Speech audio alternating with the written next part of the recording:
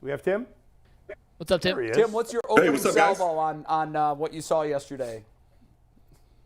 Just more of the same. I think, we just like you guys said, the defense just continues every week to leave you scratching your head. They just can't stop the run. I thought Buffalo did a great job of taking Chubb out of the game. I mean, he only averaged, a little over a yard per carry, which, we haven't seen anybody really shut him down before. So that was impressive on their part. I thought Jacoby played a really good game, over 300 yards, 3 touchdowns, took care of the ball. But they just can't stop anybody. That's the problem right now. Teams are just going to be able to run the ball consistently on you. And when they do that, you just, you're behind the 8 ball. You don't really have a chance to go out and win these games when you're allowing that many points and that many yards on the ground, especially. Tim, the defense was saying some of the players, Delpit, Myles Garrett, saying some really damning things. Did you see those quotes or did you hear them? Because I just heard that they had said something. I didn't really see what they said. I know Myles. Here's the Myles Garrett say? quote right here, Tim. Let's take tagboard full. I'll read it for you. This is a quote from Myles Garrett yesterday. We got to make sure that we don't waste the talent we have in this room right now. We got to do our best with it. And he's growing impatient with the fifth quarter lack of execution in the fifth quarter. So in practice. My question, Tim, is if you're Kevin Stefanski, if Jason was in the locker room all the time, he felt like yesterday was the first time that they're starting to lose the defensive players. Like, don't you owe it to the team to fire the DC at this point? I mean, he's underachieved big time in his 3 years here. The defense is by far the number one reason why they've been as bad as they've been overall. Don't you think a change is warranted at this point? I know you don't want to call for guys to be fired, but do you think some of the players are thinking, how does this guy still have a job? And how bad is that? I think it's certainly justified right now that you got to make a move. I think players are probably, wondering the same thing. In this league, we see so much turnover. When guys aren't having success, they're not afraid to move guys out and bring a new guy in and start a whole new system. So it's hard to understand why why it hadn't happened yet. We've seen the Browns go through a lot of assistant coaches, head coaches, general managers, everything. We've seen a lot of turnover within this organization over the years. So I'm sure that the players are probably wondering that at this point. It's just been a consistently they've consistently let you down all season long. This team should have several more wins the way they've played offensively, and the way they've just collapsed in late game situations has been it's been horrendous this year. It really has. And like Myles said, there's a lot of talent on that defense. There's a lot of very highly paid guys on that side of the ball. There's some really good football players, but for whatever reason they're just not playing up to the expectations that we all have for them on the side of the ball. I really thought that coming into the season that the defense was going to be outstanding. I thought that the defense and the run game was going to carry this football team, but it certainly hadn't been the case on that side of the ball. Tim, have you seen a coach lose the trust and faith of his players, of his unit, and what does that look like, and is there any chance to get it back? Yeah, I have. I've been part of that situation, at times, and it gets tough. You just lose that credibility when things aren't working. When you go out there every week and you're just not making plays, you're not playing up to the standards that you think you should be playing at as a defensive unit or an offensive unit. It's just hard to sit in those meeting rooms week after week after week and just trust what the guy's putting in, installing in front of you. You just start questioning. Are these things really going to work? What are we doing? You just kind of start questioning everything that he's kind of teaching in those rooms. So you can lose a room, absolutely. I think it's probably at that point right now where guys are really starting to question what they're doing defensively. And why aren't they being more aggressive? Why aren't they, better tacklers? Why aren't they getting after the quarterback more? Why aren't they creating more turnovers? All these questions start to come into your head, and you do start questioning, the leader of that group, which is a defensive coordinator. So I would say that, I've certainly been there. It's very tough as a player to keep your hope and keep your faith and believe in what they're putting in and teaching and the game plans they're putting in front of you. So I'm sure there's probably a little bit of that going on in the locker room right now. Can you get it back? Is it possible to get it back, or once it's gone, it's gone? I think it's tough to get it back. I really do. Once guys kind of check out mentally and they stop believing in what's going on and what's being taught within the building, I think it's very difficult to get it back. I've never been in a situation where guys kind of turned on the coordinator and felt like this isn't working for us, this isn't the right system, and then I've never seen it really come back before in my experiences. But I think that'd be very difficult. I think like I said, once guys stop believing in a particular system, it's very difficult to get them going in the right direction, especially this late in the season. Tim, Yeah, I like Bull. I echo what he said. Sometimes I look at these coaches, and I don't know if they look at the other regimes. Do they look at what other people have done that came before them? Like, if I'm Coach Stefanski and I'm looking at what happened under Hugh Jackson, or I'm looking at happened under Pat Shermer, or I'm looking with Mangini, a lot of these missteps that he's going through, he could have learned from other coaches, right? The first thing he could have done is said, hey, look, I'm holding y'all accountable. First thing all you do is go, hey Joe, I thank you for your contributions. We got to make a move. You hold a team meeting with the team and say, look, coaches hold each other accountable. I need my best players in here, whether it's Myles Garrett, Joe Bitonio, Nick Chubb. I need y'all to hold people accountable in the locker room. If you see somebody ain't in his playbook on the pad, if you see somebody that ain't busting their ass on the field, guess what? I'm giving you free reign to go talk to him, because we got to be lockstep. But when you keep guys around, they're looking at you like, why am I out here doing this? I'm putting my body on the line. It's a thing called CTE now, right? Like I'm out here putting my body on the line. I might not even be able to recognize my wife and kids in 3-4 years. And we doing this to get it to a common goal, but we got people holding us back. I just can't do that. I don't understand why he doesn't understand that, man. Yeah, it's tough to figure out. I think it's like we talked about. The players, once they stop believing in something, you can definitely kind of feel that energy, that lack of energy, I should say. That lack of hope and belief. They're not playing with a lot of emotion, a lot of excitement. So it's it's just been like I said, consistently disappointing all season long the way they've played, and it just continues to get worse and worse every week. And you can kind of see the players kind of stepping back a little bit each week and stop believing in what they're doing and not putting forth the effort that you want to see from them. And I think that has a lot to do with what's how they feel internally in the locker room about the staff and what's being taught. And they're just not believing in the system. It's not right for them. They don't feel like they're being put in the right situations to make the plays they're capable of making. And once that starts to happen, man, it just goes downhill really quickly. And, like you said, it gets to be a really frustrating thing for the players. And they start to question, why are we doing this? Why am I out here putting my body on the line? Especially this late in the season, we got a horrible record. We're not going to the playoffs, but I continue to come out here and work hard every week. And, we put these bad game plans in for our defense, and it's just not going the right way. So it is very, very difficult to stay focused and to continue to play at a certain level when that starts to happen. Tim, Miles made some comments about not being happy with the practice pace, and basically saying that a lot of this is happening during the week.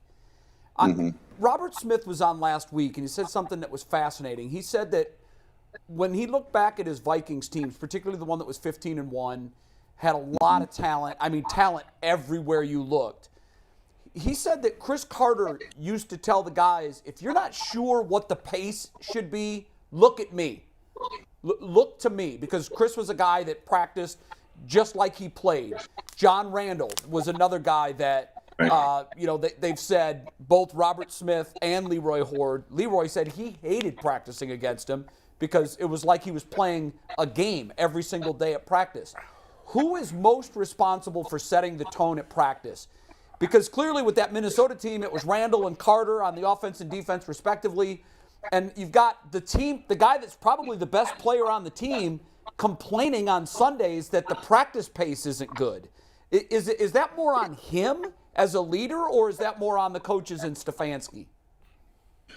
Probably a little bit of both, but I really do believe it has to be that where the leadership has to be from within. The best players on the team have to set the tone in practice, because, like Chris Carter said, or like Robert Smith said that Chris Carter used to do, the guys are going to look when they don't feel like practicing, when their bodies are beat up, the season isn't going well, they're going to walk out on the field. They're going to look at the best players and say, how's this guy practicing? What is the pace that we need to set for today?